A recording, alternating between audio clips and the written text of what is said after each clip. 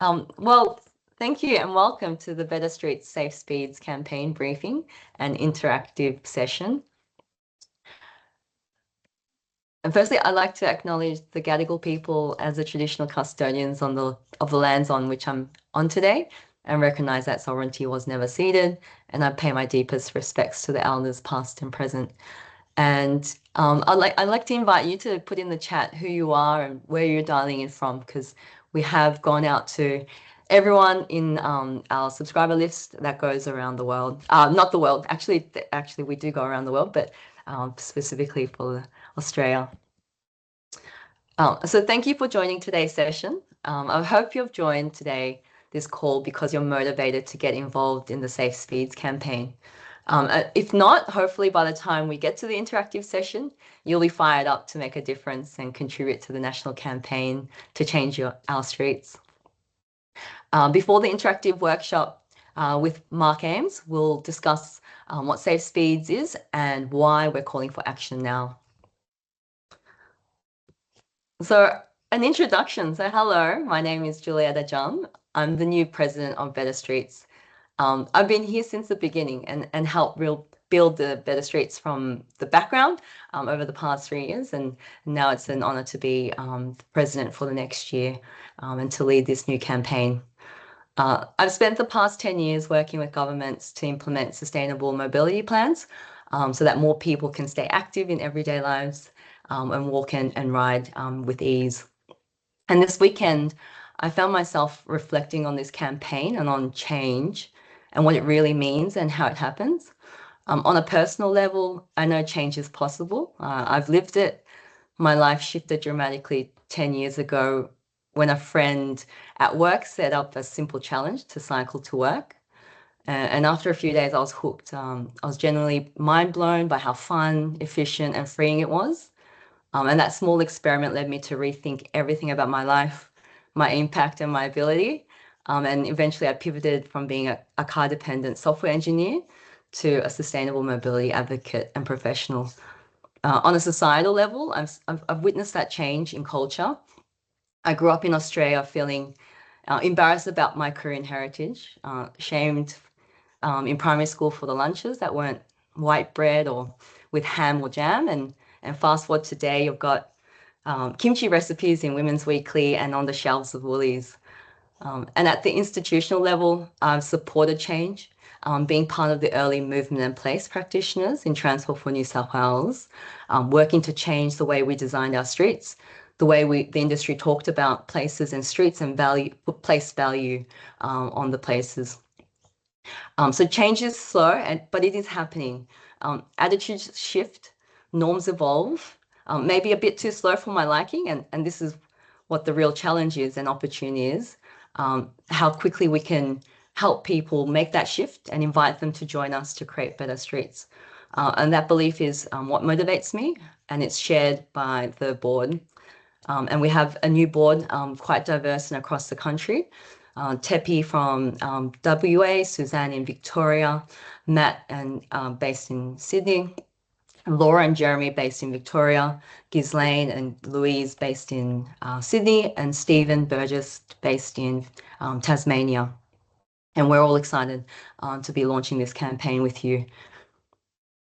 Just a reminder of what Better Streets is about. Our vision for Australia is that our streets make people of all ages and abilities feel safe, welcome, and comfortable to walk and cycle and rest. Our mission is to actively advocate for governments at all levels, federal, state, and local, to adopt our recommendations and significantly increase funding and delivery of those priorities. Those recommendations again, 1, get kids active in everyday lives, going to and from school, slow vehicles down to safe speeds on our local streets, boost local businesses by improving streetscapes, making more crossings so it's easy and convenient for people to walk, and provide more transport choices so that it's safer and more convenient to ride or scoot or wheel. And we want to do this by educating, connecting, and empowering our coalition. And that's you and all the organizations and individuals who have signed up and said yes to our recommendations.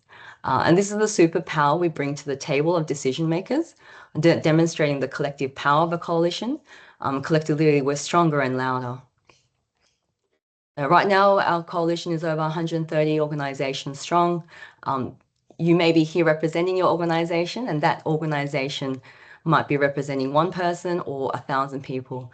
And that's the strength of that coalition. You might also be here because you're a paid member. We have had 50 inaugural paid members. If you're not a member, it's not too late. It allows us to fund campaigns like this and to give you a vote in who the board members are for the next AGM, for the next year. But there are other ways you can get involved. The newsletter, hear about what's happening across the country, join the discussions in the community on Slack. It's where the hot topics are being discussed and where you can connect. And also follow us on LinkedIn and Facebook so we can all connect and learn and work together. Okay. So what do safe speeds look like? I know many of you already understand what safe speeds are, but I thought we'll just play a quick game to get us all on the same page. I have a series of images of streets with safe speeds. I invite you to name the city and the feature that makes it a safe street. So you can put on the chat line. I actually can't see it, so let's go. This one here is in Manly, New South Wales. You can see frequent pedestrian crossings, a really wide shared path, narrow travel lanes, and 30 kilometers an hour. Where's that, Jules? I don't think that's Manly. There's ones in Copenhagen, Denmark. Yes, it is far away, but I just want to demonstrate what a beautiful cycle street in front of a school could look like, with cobblestones, flush surfaces, and tree lines. This one here, you can see a cycle street, a shared environment with Jeremy, actually, one of our board directors. Again, tree lines, narrow travel lanes. There is car parking there. It helps to actually slow down motor vehicles. This is in Yarra, Victoria.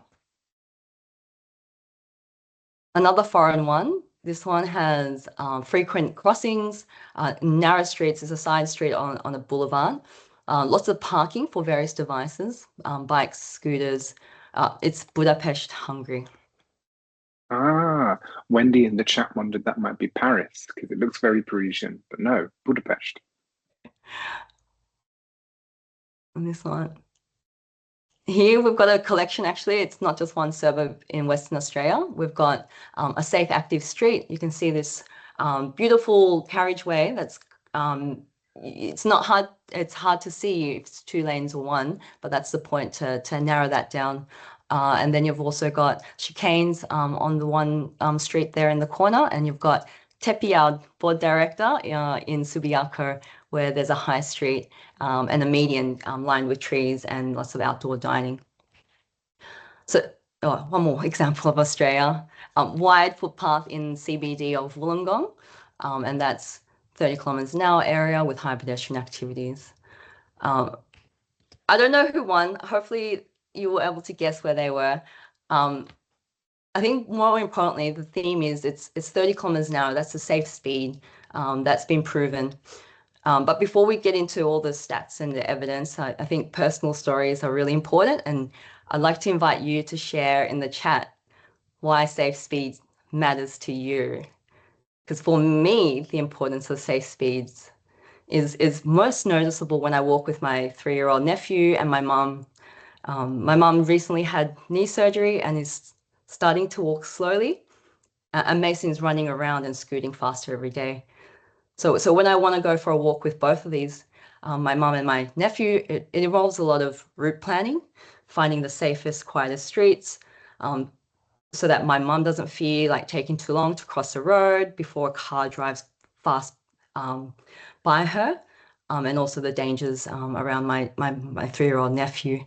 So that fear on the streets of cars driving fast, that's that perception of safety that is really important in this narrative. Lowering the speeds makes our streets feel safer and more comfortable to walk and ride. I'm sorry, I can't see the stories, but I'd love to read them after this webinar. Jules, There's I can help. Jules, I can help you with that. Just a few people have said they're joining by phone, so they just need a second to catch up. So take a deep breath. Some great comments here. Adam has said it feels so much safer now when he rides through Collingwood because that's now a safe speed zone. Andrew has said that it encourages more walking, which leads to a much nicer local environment, which he digs.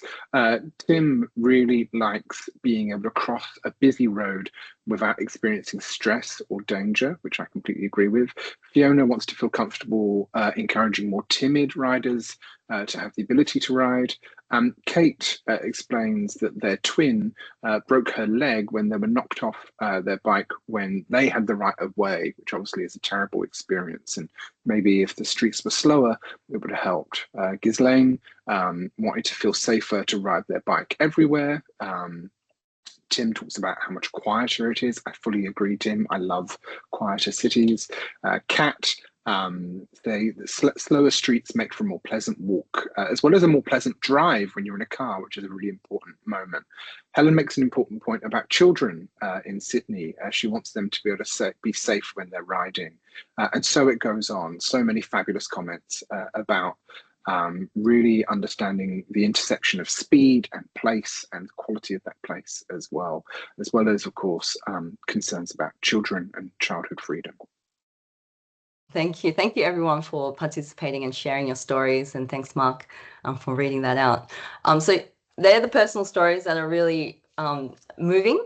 And then there's also a plethora of evidence to support, why that is. And it's because you've got wider vision when you're going slower. You can see everything and you can stop and have more distance to stop when you're driving at 30 kilometers an hour. And the actual statistics around survival rates, pretty shocking. You have 10% chance of surviving if you're hit by a motor vehicle at 50 kilometers an hour, and 90% chance of survival at 30 kilometers an hour. So there's evidence, and that evidence is also in a lot of policies across the state. So Helen, who might be on the call, our volunteer, has done an audit of all the policies and documents and guidelines around the states and territories. And most of them have a policy that supports 30 kilometers an hour because it's a proven fact that it's safer. So why are we still seeing these statistics on our roads? We've got the number of people dying on our roads is increasing. It has been increasing over the last 2 years. More concerning is the number of vulnerable road users who are dying on our roads. That is people walking, riding a motorcycle or a bicycle. So why aren't we seeing more change and faster?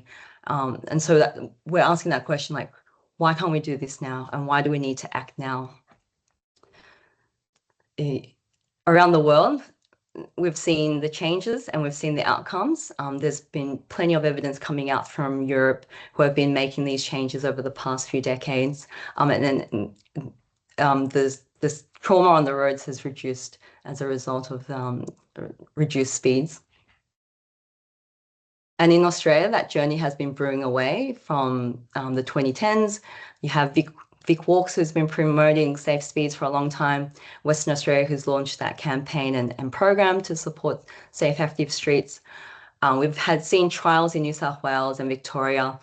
And as we suggested, the policies have been updated in the last few years. This year, it's been heating up a lot. Infrastructure Victoria released a fun awareness campaign with Remy, the impatient jelly bean. If you haven't seen that campaign, please watch it. It tries to help people understand this notion that 30 kilometers an hour is going to dramatically increase journey times, and trying to help people understand that actually isn't the case. Ausroads has released a fantastic speed management guide in the last month, where they identify missing gaps in safe speed implementation, and where advocacy groups like us can really support the narrative and strengthen the argument to push our decision makers. Similar with Dr. Jennifer Kent at 30 Please. Her report, Slow Streets, Stronger Voices, also sets out priorities that help communities get together and identify opportunities for big groups of public forums to talk to our decision makers. And we want to be supporting that and leveraging all those groups and existing campaigns. Again, Vic Walks, great communications guidelines. There's others, coalition groups that are doing their individual localized movements. So yeah, let's have that conversation now of like, how can we bring all that advocacy work and campaigning together to have that bigger voice and share those resources. So what can you and we do as part of this campaign? Great question. That's why we're here today. The campaign is centered around our recommendation to slow vehicles down, to get the default speed limit on our local roads and built up areas to a safe speed of 30 kilometers an hour. Currently, the default speed is 50 kilometers an hour. Oops. So our goals here are to set ourselves up so that we can be a peak body, having those conversations in the media alongside the other lobby groups as well, making sure we grow our coalition and being able to talk to our politicians. And then that call to action as part of this campaign is to recruit more people to this coalition to build a bigger volunteer base so that we can contact the decision makers to seek change. But before we all go out and write letters, what this call today is about is how we can do this effectively as a coalition. What initiatives can we be working towards to deliver this outcome? And so we've had a quick crack at some of the initiatives that we could be working on in the next 6 months. And the aim today is to have that discussion with you as part of the Better Streets community and get a sense of the ideas and skills and opportunities that we can bring and work together on. So we're launching this campaign with the tagline 30 is the new 50. So drawing people's attention to the specific request of setting the default value, default speed limit from 50 down to 30. So this is our crack at first campaign. So really keen to hear your thoughts. The view ahead for the next 6 months of this campaign, we're looking at what's happening across the country, and we have a few events that are happening, and most important is probably the New South Wales amendment to the bill to propose reducing default speeds. So we've had Kobe Shetty from the Greens Party who's put that proposal to government, Parliament this year, and that will be debated at the start of next year to have support and get legislated. So building up on that, there's also Ausroads releasing a webinar in January that talks again to the points of the report that's come out. And right now, Parliament's at rest. So there's opportunities right now for us to build up a campaign around safe speeds. So what are we looking at? Some ideas that have been floated have been to bring together that national summit with organisations and community members, and then to also make sure that we've targeted all those decision makers lining up for that New South Wales amendment. To support that, we want to get that letter writing tool up and running. So we were envisioning that it'll be most efficient to have an online tool that helps us. And build up the socials and the socials of coalition groups and communications to support the hype. And then early next year, to lead up to that, we want to make sure that we've got the communications and the resources lined up and build out our toolkits and packs ready for distribution.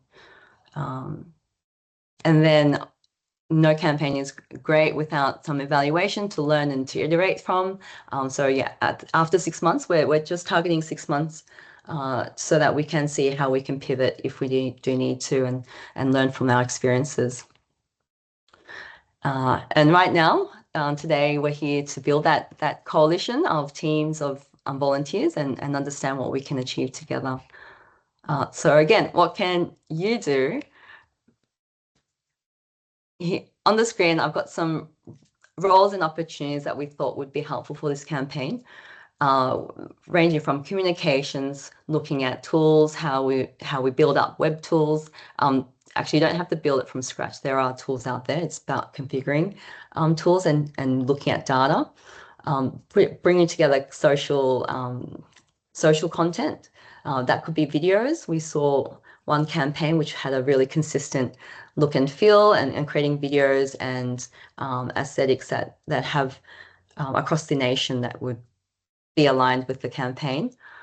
The policy position papers that we're writing up to support our recommendations to different states, different ministers and different departments within the governments. But yeah, also keen to hear your thoughts. So that's a wrap from me. Before we get into the interactive session and hear from you on those asks of what you can do.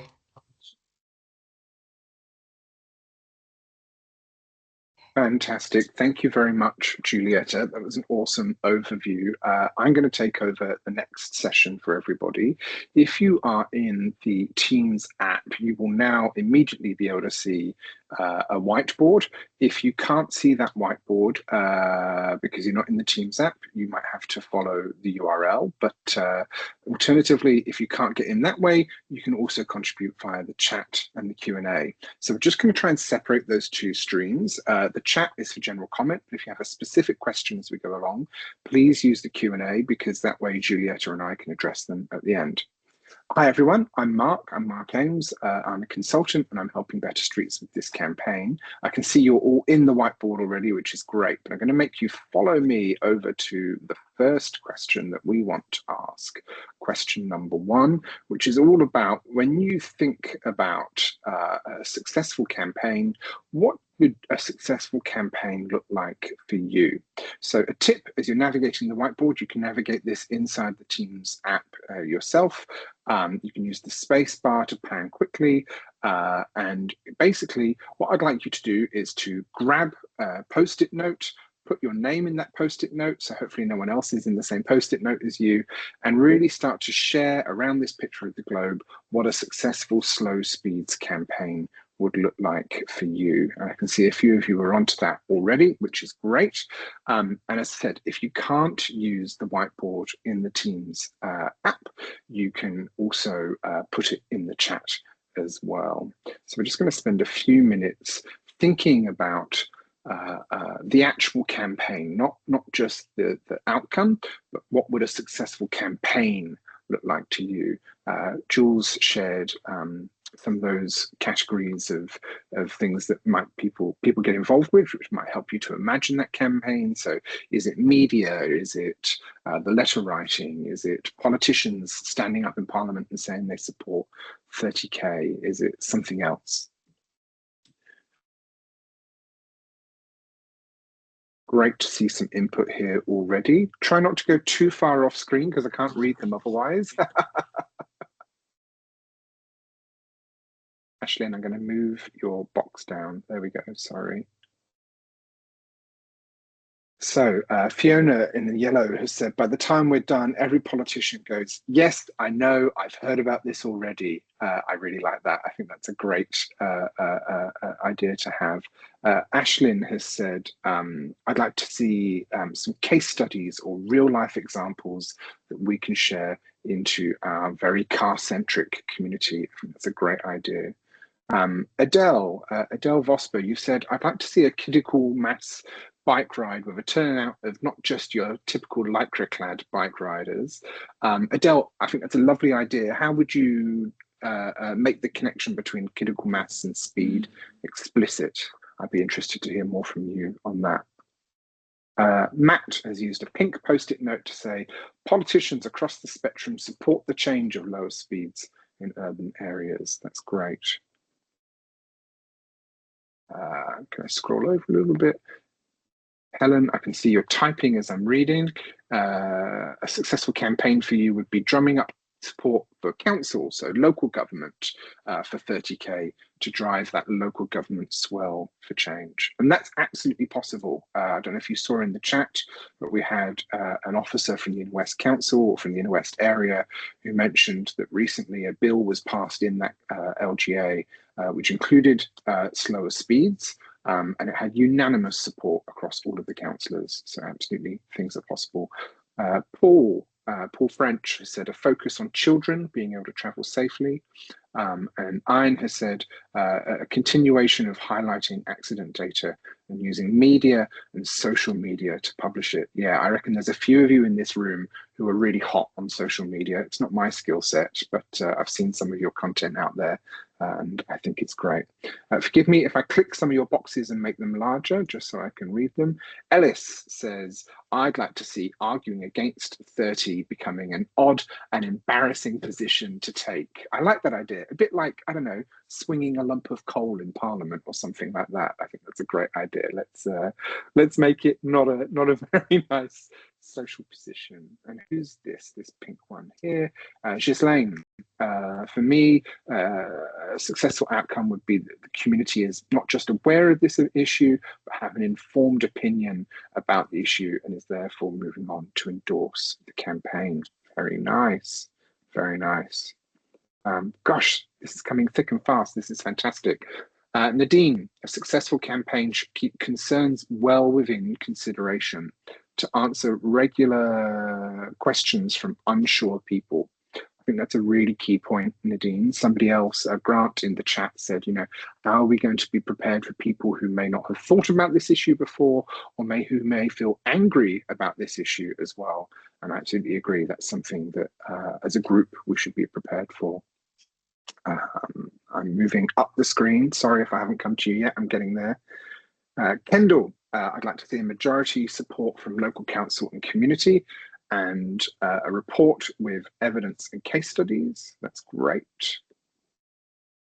An unknown user here, if you can see I'm making your point. Oh no, you've written it. Sarah, sorry. Sarah, you said, I'd like to be able to point people to one space online where they can get all of the facts as well as the compelling stories. That's a great idea. All right, I'm just going to take a moment making some of these larger so that you can all see them. And then you've got just a minute or two more to put your ideas in. And if you're not participating in the board, please feel free to put your comment in the chat. Who's this? Keep it simple, Cat. Wow, this is great. So just a few minutes more. And then what I'm going to do, I'm going to position these so that you hopefully can see all of them.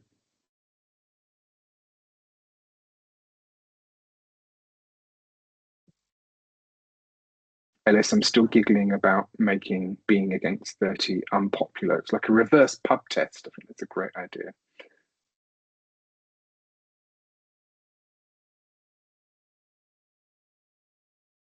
Oh, sorry, Travis, you were writing and I moved you. Hopefully you can still move.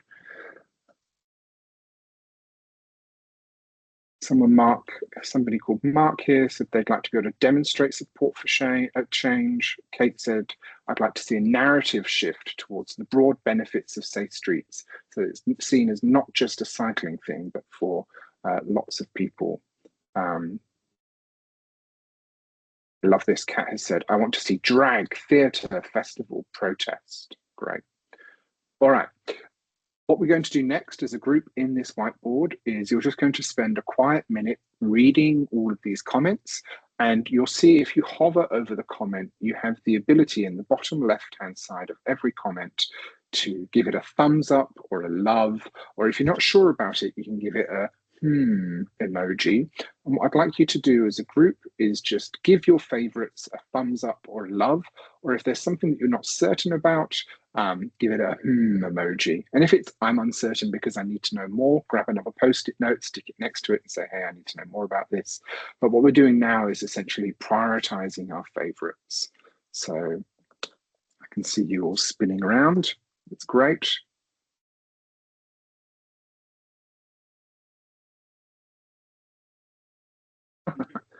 feel like we're in an ant's nest. It's amazing seeing everybody all over this. Take your time.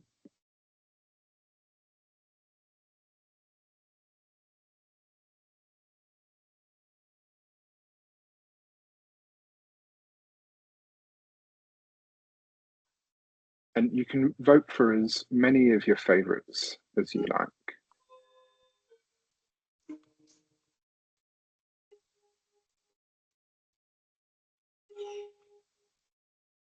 And I'm just going to read to you some of the comments in the chat as well, where you can also favorite things. So Kelly wanted to see all schools supporting this campaign. Tim wanted to see budgets at a state level allocated to the councils to promote this or to enact this. Jill King would like to see lots of publicity about this. Whoever's just made that blue tile really large. Yeah, thank you. Just so we can see the others.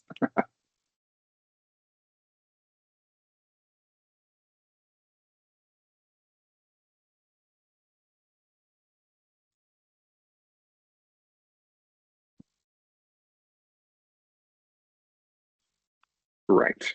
And don't forget, if you've got a question, you can pop that in the Q&A box as well.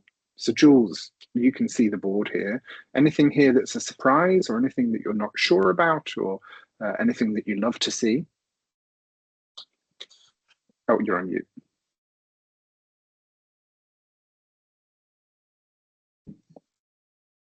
Julietta, you're on mute. Sorry, I love all the ideas. It's fantastic. Yeah, nothing that's horrible. I think we should do all of them. I can't choose. I'm just liking everything.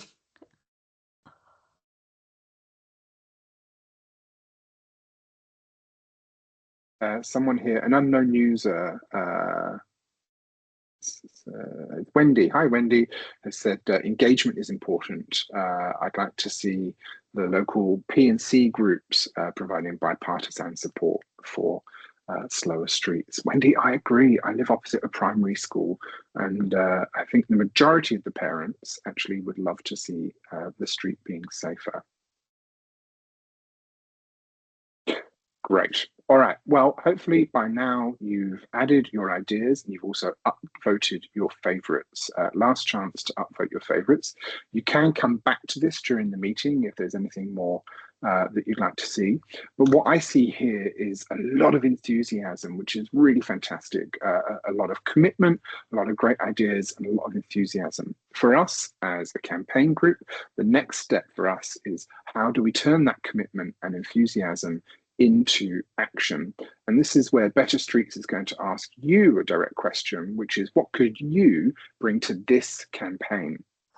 And Jules shared some categories before we started, which is sort of, we may need some help with media, we may need some help with communications, letter writing, policy, engagement and outreach, project management, political liaison, and miscellaneous help as well.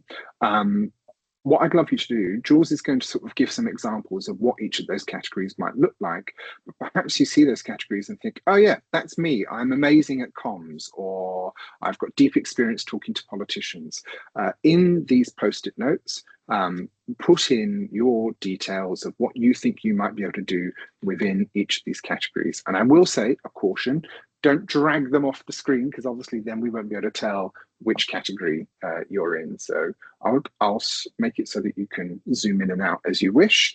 But yeah, what we really want to see here is how you think you might bring something or what you think you might bring to this campaign. Julietta. Yeah, I touched briefly on some of the initiatives that we thought would fit in with the campaign. Letter writing was one of the huge ones that came out. Like, how do we connect with our politicians? So there, like I said, there is a tool available that we can configure to customize.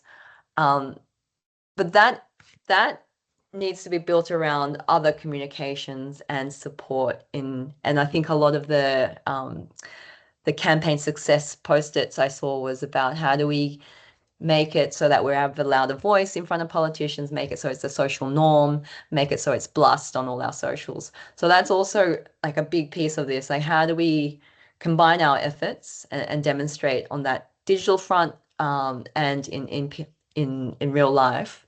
But we would need to have coordination. So this is a volunteer-based charity, um, seeking to have teams that can build around that media piece, that communications, creating the assets, that we could be using collectively. Um, Policy, we've been working on, again, that audit piece. So Helen has been helping, and Chloe as well, around what the policy landscape is in the country, and had a audit of New South Wales, and looked at what councils have been doing, and we're looking at putting together case studies for each different successful and not successful 30-kilometre-an-hour zones, because that's also telling when something isn't successful, what we can learn from that. And Liverpool in New South Wales is a story like that, where over COVID, we implemented 30 kilometers an hour in the CBD of Liverpool. Really, from my perspective, probably poorly communicated, no real education or awareness campaigns to support that, and then heavy-handed enforcement. So how can we learn from that, and build those resources up so we can share that amongst us? So that's one piece, area that we've been working on. The political liaison, how do you have connections with your local councillors? Do you know people who are on board already? Can we do some sort of stakeholder mapping exercise and identify who the most influential and on board people are that we can work with, and then build up a political map. But then there are all these other areas that I might not know of that could contribute, and I know that there are tools out there right now. I saw a demonstration recently, where you could see the travel times between different locations within an LGA, just to demonstrate what it would look like if the streets were 50 kilometers an hour versus 30 kilometers an hour. And that could be a tool that we could use in localized narratives. And then that's also a key, like, how do we get that local story and allow local groups to have that context sensitive information, and that's personal, and coordinating that. So yeah, lots of different areas. You can be a project manager that can help set up an initiative, coordinate volunteers, a volunteer coordinator. We're really building this campaign from the ground up, and welcome all the expertise or non-expertise, and just want to get involved. Like, this is your opportunity to learn and contribute. I'm And rambling I now. think no, you're not at all, Jules. And actually, as you were talking, Stephen in the chat said, "Hey, that's just reminded me. I need to follow up with Madonna Jarrett, the federal member for Brisbane, on an email that I sent them." And I think that's a great example. A lot of people in this room may not feel like they are a campaigner, right? There's sort of certain frames that come with the idea of campaigner when we imagine them in our head. But what we're talking about here is a group of people who are going to be getting involved in any way that they can. And that might be for you just writing a letter, or it might be helping us build the letter writing software and the entire back end. I think every contribution is valid, and every contribution has the potential to make an impact as well. So yeah, I think it's really exciting to see people getting into this. Yeah. Just a reminder, everyone, we're on question 2 on the whiteboard. We're asking you to think about some of the ideas that you could contribute. A second reminder, don't forget to put your name in the box, otherwise we won't know who it is who said, "Oh, I'm good at letter writing," or "I'm good at political liaison." And hey, maybe you're not in a position to help out right now with a campaign, but you're happy to become a member of Better Streets. I've pinned the link in the chat of where you can do that. We're at 12:40, Jules. I wonder, while everyone continues with this, if you want to kind of talk through any final points that you might have. I might just, with the communications piece, it's really a real big opportunity. Being able to contribute articles, writing about your local story, and getting some content up and running, that would be really helpful as well. Yeah, that's it for on terms of roles and responsibilities. What's next? Shall we flick to that, or we'll wait for a few minutes before flicking over to what's next? Yeah, maybe just give it a minute. Or what I might do is I'll come back to this whiteboard at the end of the meeting and I'll leave the meeting open so that if people want to continue to participate, they can. So we'll just give Are there you any questions? Yeah, I was going to say, we'll give you a few seconds to finish up your comments. I'll reopen the whiteboard at the end of the meeting. And don't forget, you can ask us questions in the Q&A. There's no questions so far, Julietta. Yeah. Everyone is in furious agreement. Yeah. Jill, I like that idea, measuring speeds. I've done a bit of work in data analysis, and that's really important, having the data to support your case. I was looking at speed guns actually on eBay and whatever the Google Shoppings promote you. So yeah, that's an interesting point you've raised. Keen to hear your thoughts a bit more. Letter writing parties, I love that idea. I'm so up for a letter writing party. I'm assuming there's going to be wine, in which case I'll be there. Excellent. All right, I'll close this whiteboard for now. And Jules, if you want to go through your last points. Oh, there is a speed gun in the group. Oh, amazing. I don't know where you are, Stephen Hanley, but that's interesting to know. Okay, sorry, my screen. I need to share that, don't I? Okay.